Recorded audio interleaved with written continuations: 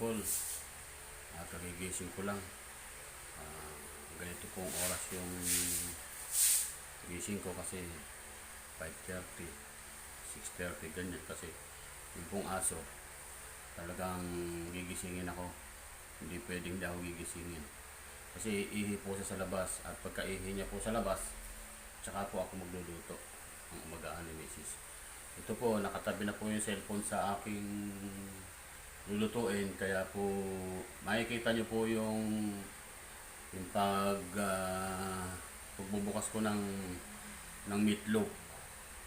Sana po magustuhan nyo yung paraan ng aking pagbubukas ng meatloaf. Kasi po, yun po yung napanood ko rin sa YouTube. Hindi naman po talaga ako naka-discover niyan. Napanood ko lang po. Pero isi-share ko lang po sa inyo. Para po hindi nyo nakakalikutin ng kutsara. Yun lang po ang gusto kong ipaalam sa inyo. Sige po mga kasipol, at ako'y magsisimulan ko lang magluto.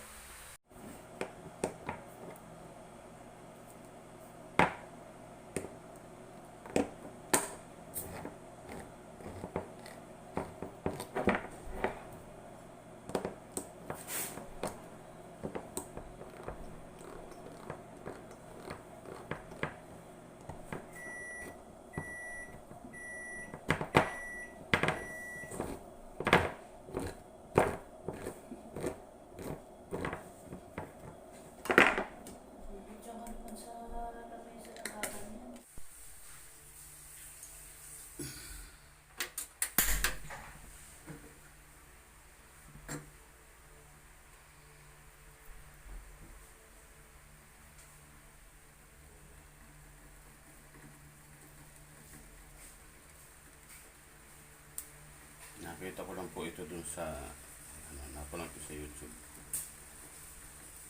Ayan po.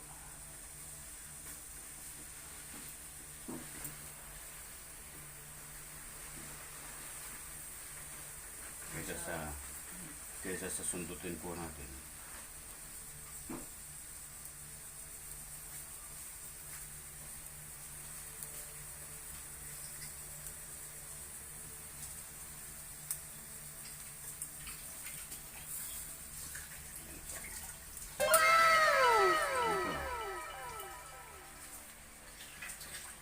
Pirituhin po natin yung breakfast dito.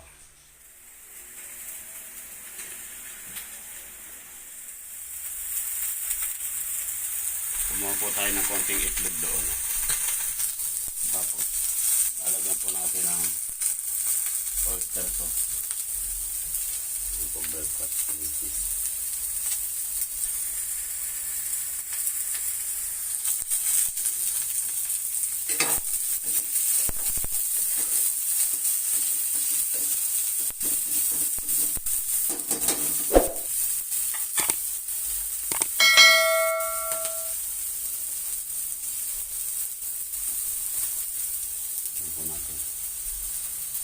Durugin po natin yung itlog.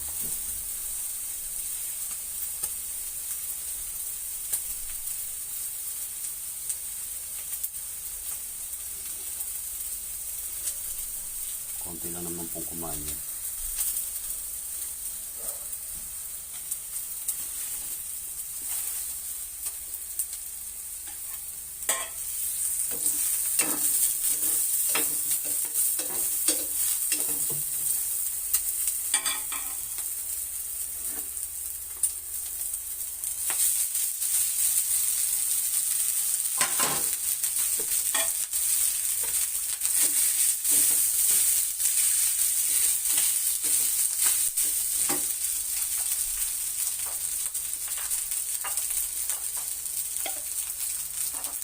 Ito na po yung pinakaalat na.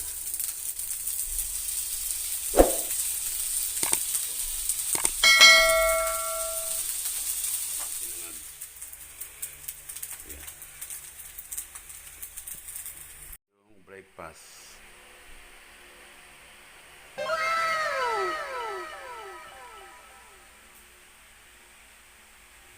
Kape. Yan na.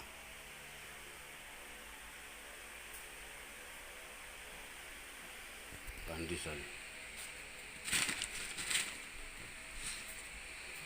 Tapos Hindi po mawawala yung serpentina pagkatapos ng kumain.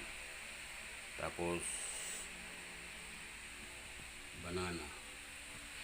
Kasi po mapait po ito eh. Pag kumain siya, pag minom siya nito, ano na ng banana. O sige mga kasipol,